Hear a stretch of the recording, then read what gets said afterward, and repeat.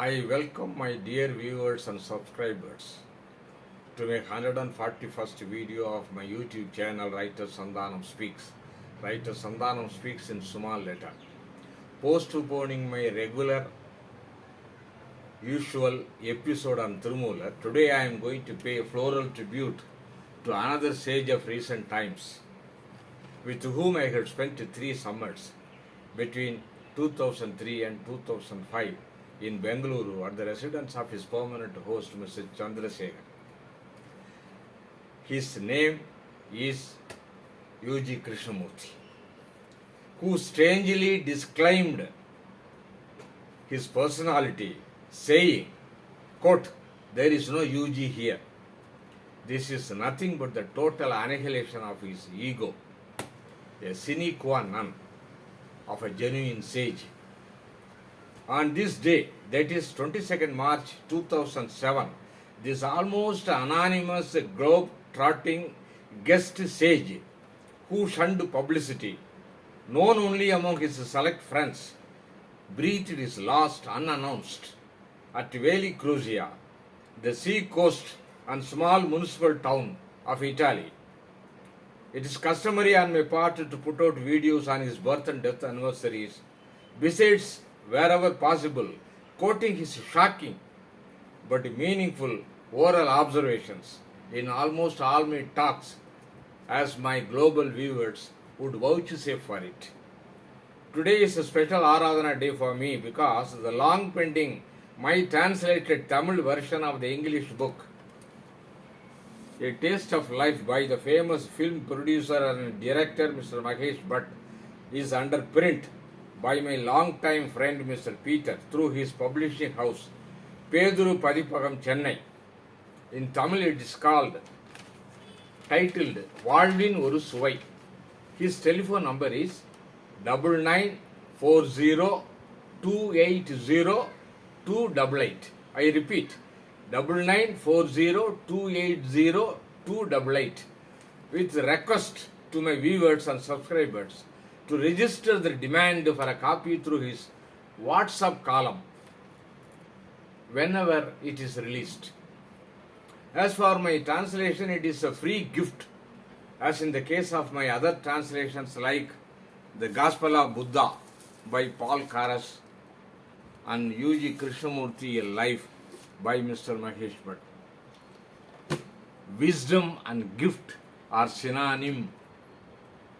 In this connection, I am reminded of UG's refusal to receive huge money from some reputed publishers who approached him for copyright. UG's reply was, I quote, "I have no copyright. You are free to use my words without my permission. You are also free to interpret it, or even misinterpret it, or even claim authorship." Quotation ends. These selfless words assume greater significance when he qualified it by saying, within quote, "What all I say come from some other source." Quotation ends.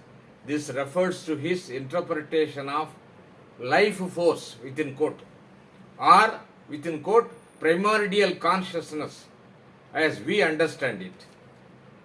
UG explained it within quote, when the thinking mechanism stops, whatever there in you takes over and expresses itself sanely and intelligently. Quotation ends. This was a fallout of the biological mutation his body underwent in 1967, his 49th birthday, at Seine in Valley, Switzerland. He termed it as calamity and said, what man had thought, felt and experienced had been thrown out of my system. What has remained after that is the beat, pulse and throb of life.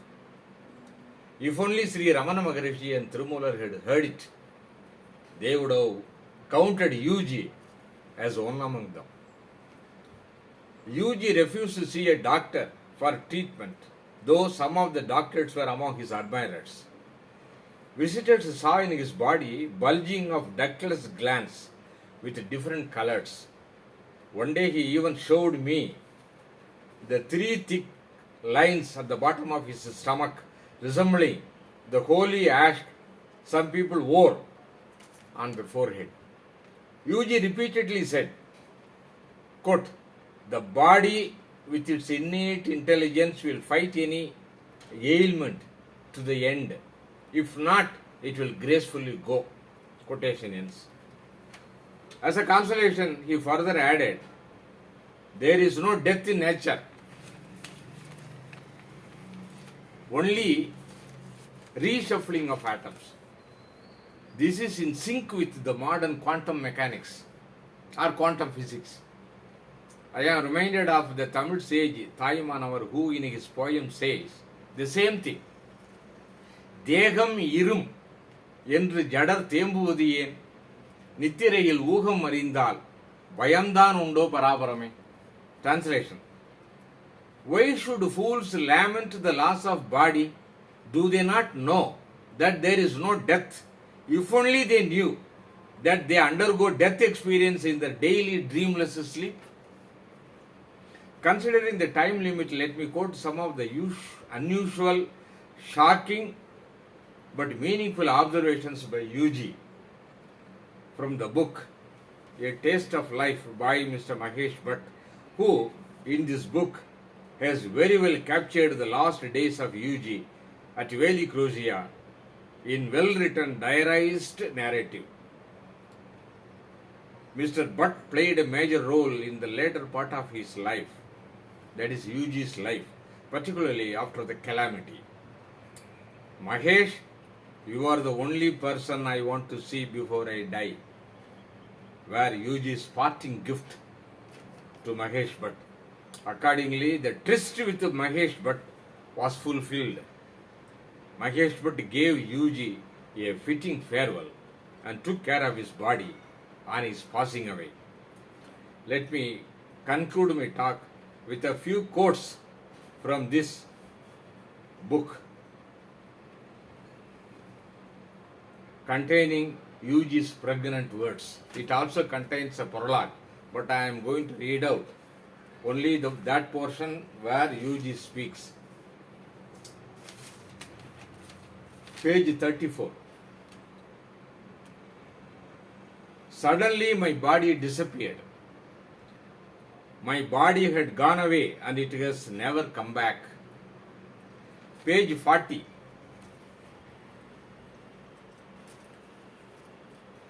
UG often said that the third eye, also called the Anya Chakra, is a pituitary gland.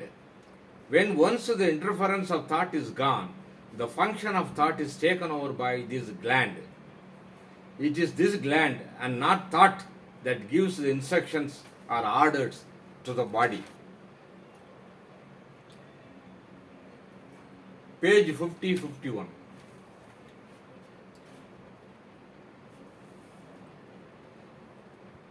I never manipulated my body in my life, and I will not manipulate it in my death.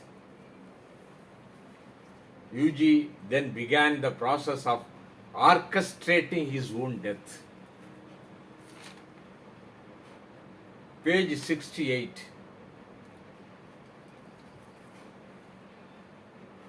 I have never lived off the credulity and gullibility of people. I have never sold any shoddy spiritual stuff and have exploited no one. I have never given anyone any spiritual talk. The person who is the genuine spiritual person says he never gave a spiritual talk. Next, page 69. UG has great admiration for thugs and gangsters. They, he says, are better than any of the religious gangsters. And in the same breath he says, all your possessions must burn before you die. Page 91.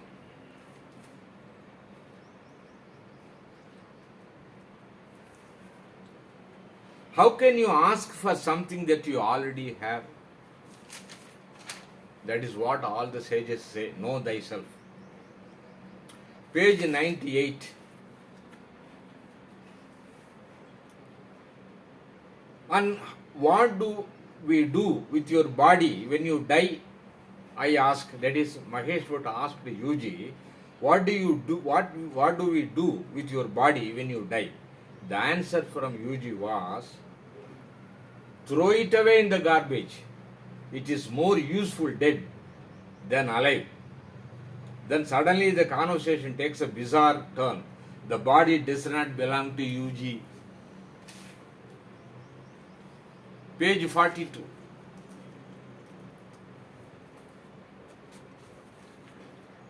My biography is over. Somehow I died and came back to life, free of my past.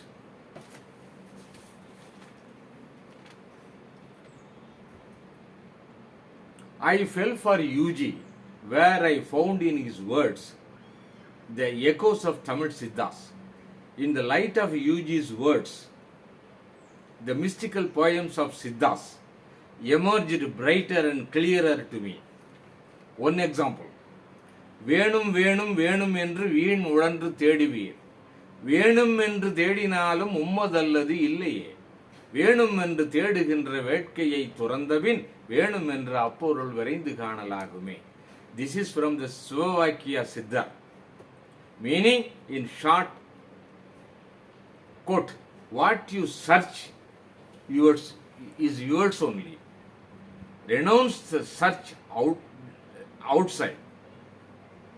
Renounce the search outside, and you will find it fast inside. UG confirms it by his own words. Of course, it is his original words. The search must come to an end before anything can happen. Being a Telugu, that is having Telugu as his mother tongue, somehow he knew that there is deep wisdom in Tamil. Whenever he spotted me, he said, "Sir, come and sit with me and recite a poem from your Tamil Siddha." I often heard 2 Tamil words dropping from his mouth. One is, "Vaya moodu," shut up. Next one is, "O Kadavule," "O God." Who said UG is anti-God? I could within me well hear Sir Oracle voice. That is UG's voice. Sandhanam, you can interpret or misinterpret my words or even claim authorship as they are not mine. Pranam to UG. Hope to meet you on your next birthday, that is 9th July, as you are immortal, as any other sage is a Jivan Mukta. Thank you.